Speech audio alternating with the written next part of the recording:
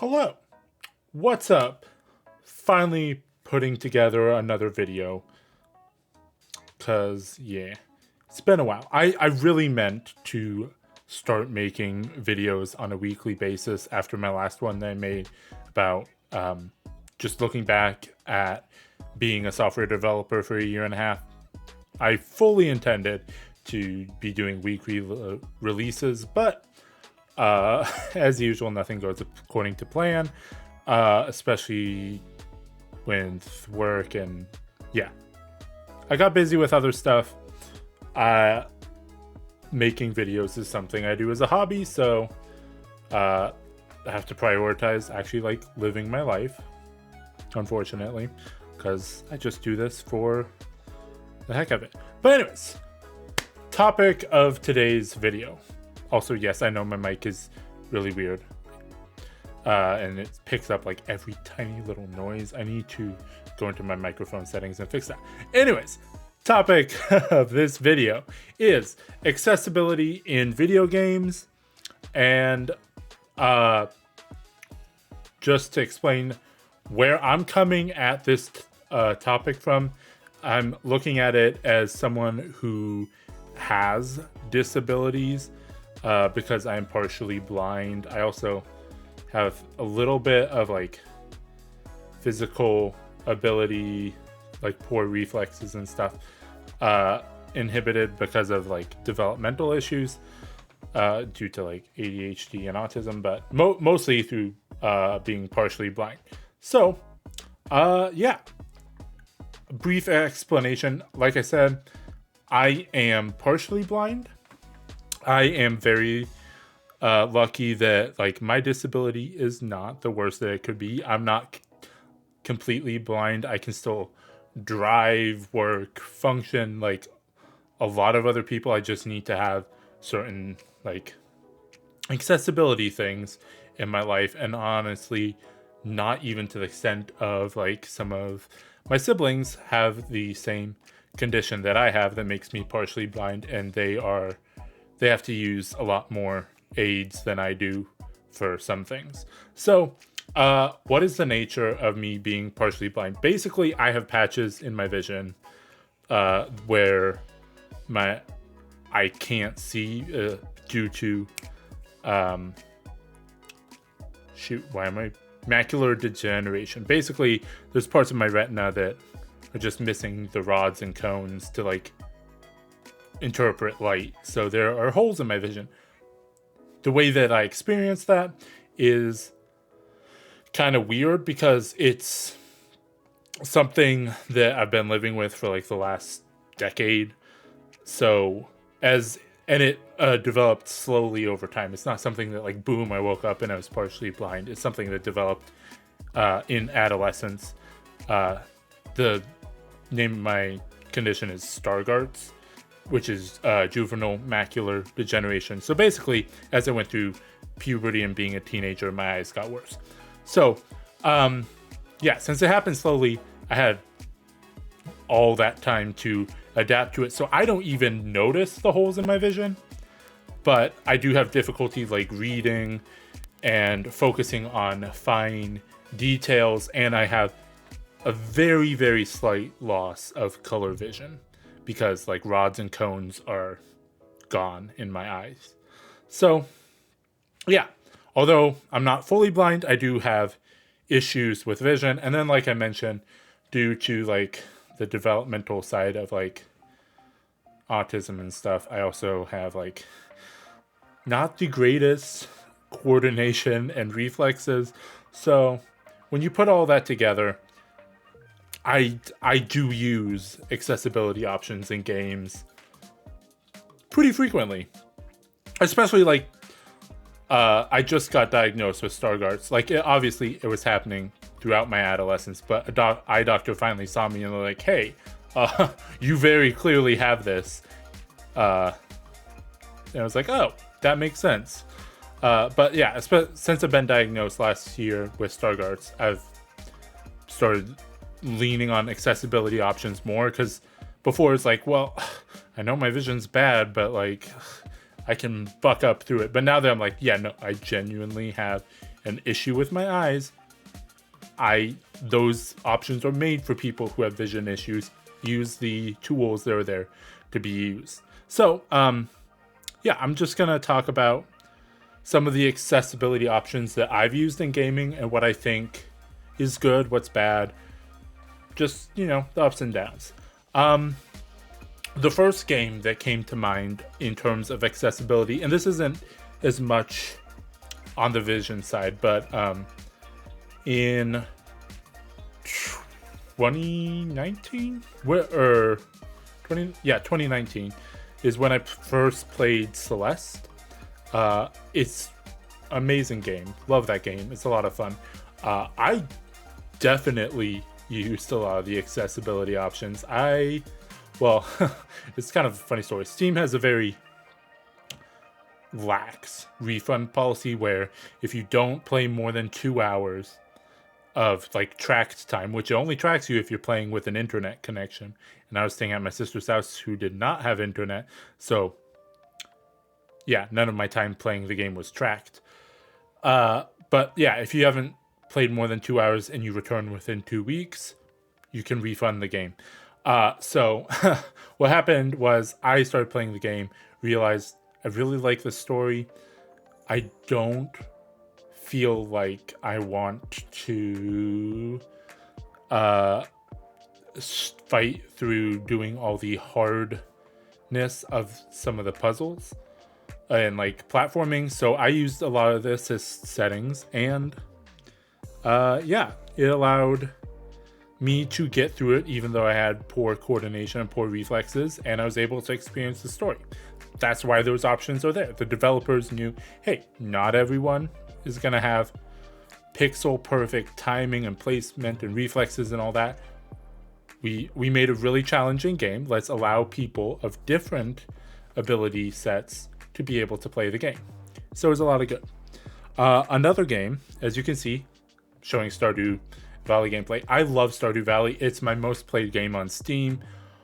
Love it to death. One of the best games that's ever been made, in my opinion.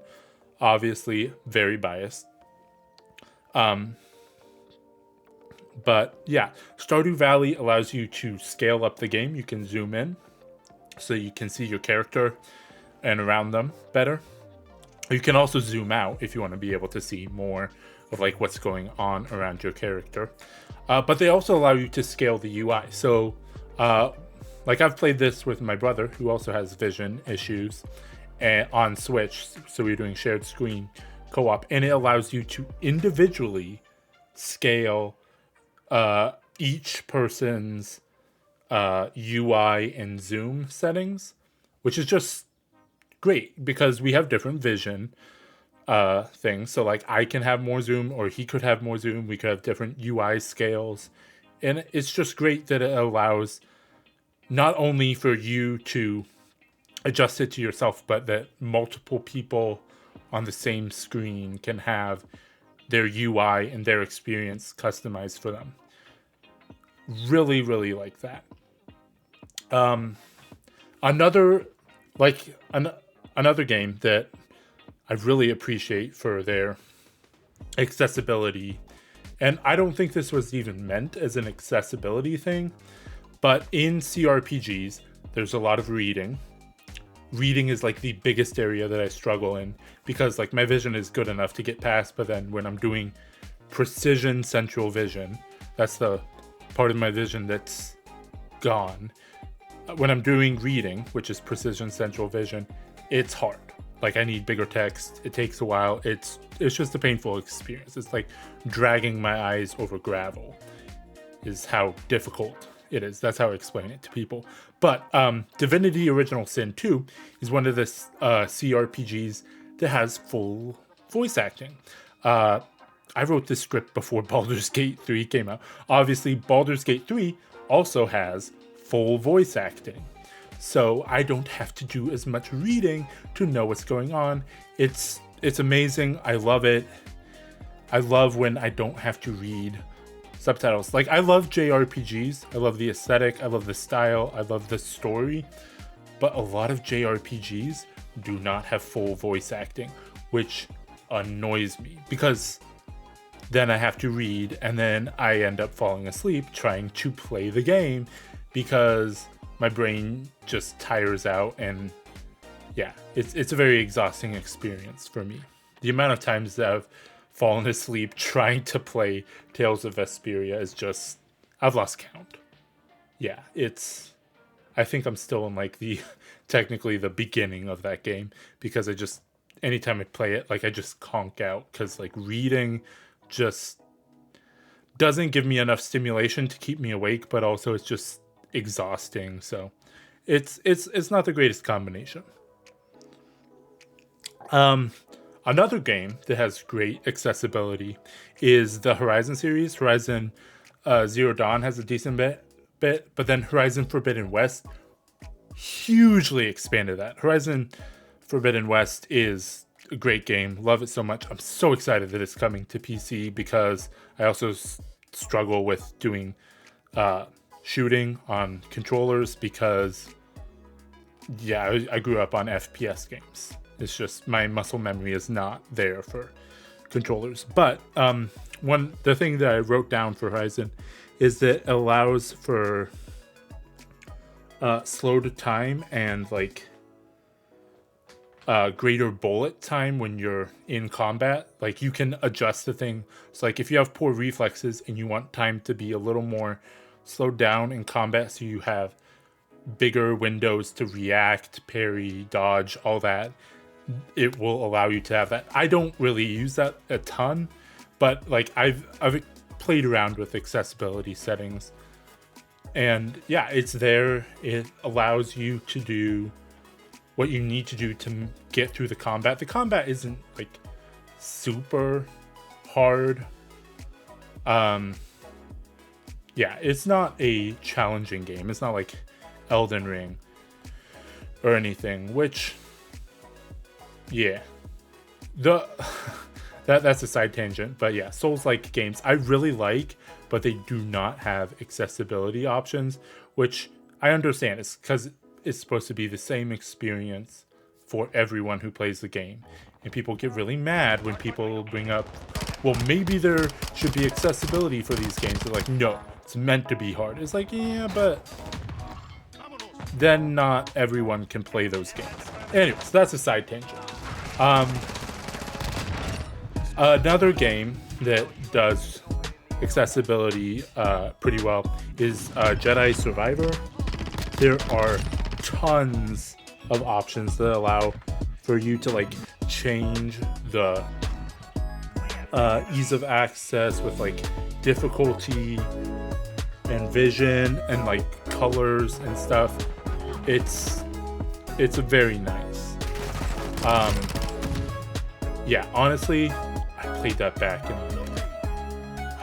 when it first came out. This is the problem with me writing scripts and then not actually making the videos on them for a while, is I write down notes, which in the moment I'm like, yeah, this totally covers it. I know where to go with all this. I'm gonna be honest, Jedi Survivor was a great game. I remember that there was good accessibility options. I remember that, like, talking to my brother and be like, wow, this is like really cool that they have all of this here. But yeah, I can't recall a single like actual memory of what that looked like as I was playing it. I remember looking into it, but yeah, my bad, I guess.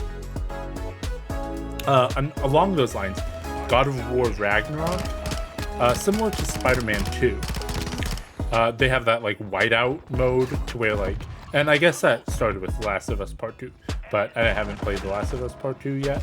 It's on my to be played list, but haven't played it yet.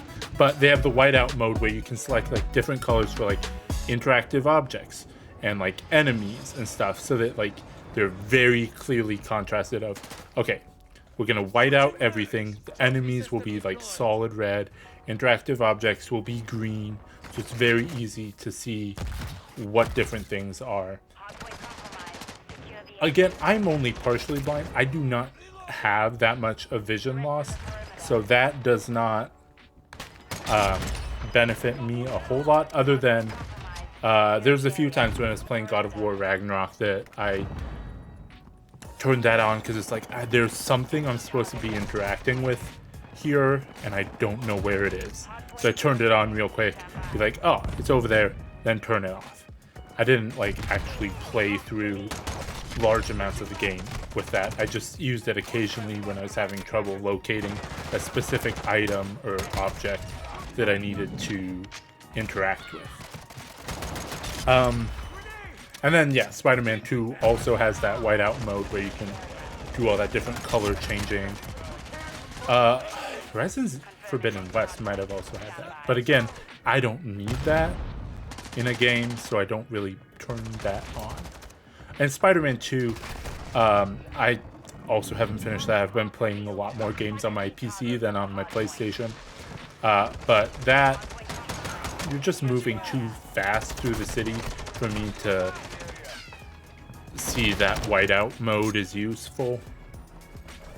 But the place where accessibility options are the greatest help to me is showing Call of Duty clips here. These are just random clips. Yeah, my Steel Series software auto captures kills and stuff. So, yeah, these are just random clips. But yeah, Call of Duty has some decent accessibility options in that you can change your team colors and enemy colors. Like I said at the start of this video, I do not have a ton of color vision loss. I can still see, I think the eye doctor said I'm at about like 97-98% color vision. But there are sections in there that like, because I've lost like my central vision, contrast for things needs to be slightly higher, which having different colors assigned allows me to make sure that there's better contrast. So as you'll see in this gameplay, I use purple for team and orange for enemies. I still end up shooting my teammates a lot, which is a good thing that there's no friendly fire, because that would be annoying. But yeah, it does help me to differentiate a little bit better. I don't know what it is. The blue that is the default for team in Call of Duty just blends in on some of the lighter maps, and it's just not a very good experience. And then the red in darker areas just doesn't show up like it should. So purple and orange I found works a little bit better. Yeah. And then the other one, shoot, I did not plan out these clips very well.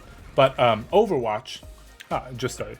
Overwatch also allows you to set the same thing, so I also use purple and orange. I think it's a little more on the yellow side for enemies, so it's more like purple and yellow, but no, it's orangish yellow. But yeah, they both, it's very nice to be able to have that color customization to make sure that like I can actually see things, differentiate between like my team's Mercy and the enemy's team's Mercy, because yeah, I don't want to be shooting at the wrong people in the game.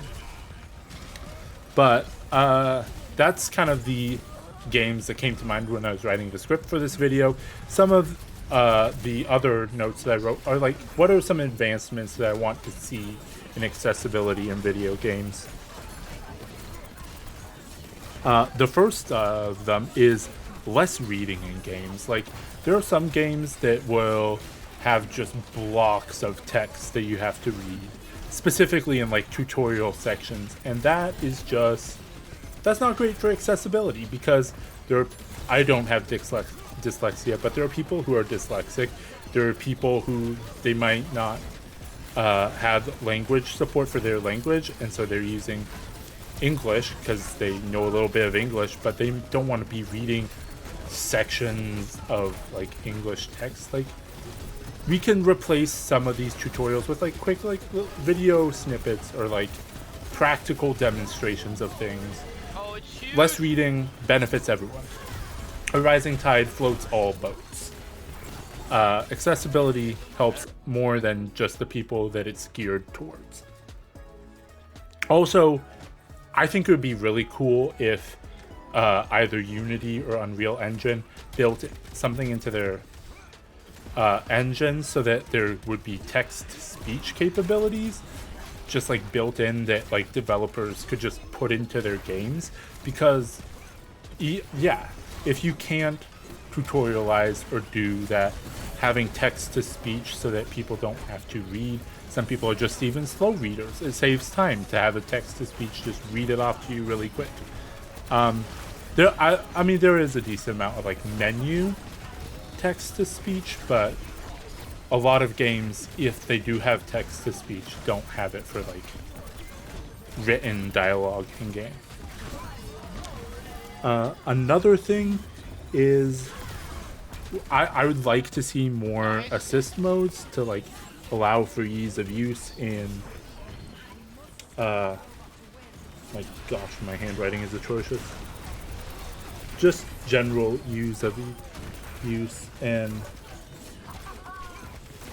oh, it says platforming quick time events, because like, you know, some people suck at having good reflexes and tight timing. I understand that, like, yes, it does technically dilute the experience if that's what your game is built around, is having in difficult twitchy gameplay where you have to have like super good reflexes. But for single player games, having those so that people can customize their experience to what is good for them doesn't hurt. Again, color pickers rather than colorblind modes. There's a lot of games that have like colorblind modes, but just allow people to pick their colors, because not everyone's colorblindness is the same. People have different varying levels of being colorblind. My colorblindness is very, very, very minor, whereas other people I know are very, very colorblind. So like, yeah, there's different types that are accounted for, but like different levels. So like, just let people pick the colors rather than just forcing them to use a certain set. That would help everyone. And we still need more accessibility in video games in general. Like, we're getting there eventually. Like, I just mentioned a bunch of AAA games that came out in the last year or two that have really good accessibility modes, but we still need more. Like, Helldivers 2 just came out, and I immediately went to the accessibility settings because, you know, I need to make sure that I can actually play the game and function, so I'm not killing my friends that I'm playing with. And they don't have color selection for colorblindness. No colorblind mode. You can't adjust colors, which is kind of annoying. They also don't have the best UI scaling. Like, it's there, but it goes up to 1.25. That is not much of a UI scaling upgrade. That's very minimal. 25% bigger is good, gets close to better, but, you know, increase it. Make it even more accessible. Also, this is kind of a nitpick, but with Helldivers 2, the stratagems take a ton of button presses, and it's hard to read all those off, especially when they're arrows. It's like, I can't read all those tiny little arrows. Again, UI scaling would fix this. If I could scale my UI up just a little bit bigger so those arrows would be easier to read. It's a small nitpick, but you know, it would be nice if it would be a little more accessible. So yeah, there's a long way to go in accessibility in video games. I'm very happy that we're getting closer to having more accessibility. As I said throughout this video, I don't really need a lot of the hardcore accessibility and disability enabling things in games, but I know people who do, and as I said before, a rising tide floats all ships. If it helps me a little bit, that's cool, but like, I know it'll help other people a whole lot. And I don't know. I like sharing video games with other people, but it's kind of hard knowing that like some of my friends can't actually play these games because they're just not accessible to them. So, yeah, I would love to see games be more accessible. Y'all can tell me down in the comments what you think. I mean, I doubt anyone would disagree with me. Well, I say that, but immediately. Gaming is a large group of people. There will probably be people who disagree with me pretty strongly on some of this. There are people who like to gatekeep, unfortunately. But yeah, tell me down in the comments what you think. If you liked this video, you can hit the like button. You can subscribe to my channel if you want to see more videos like this. And yeah, I really appreciate you watching this video. And I'll see you in the next one.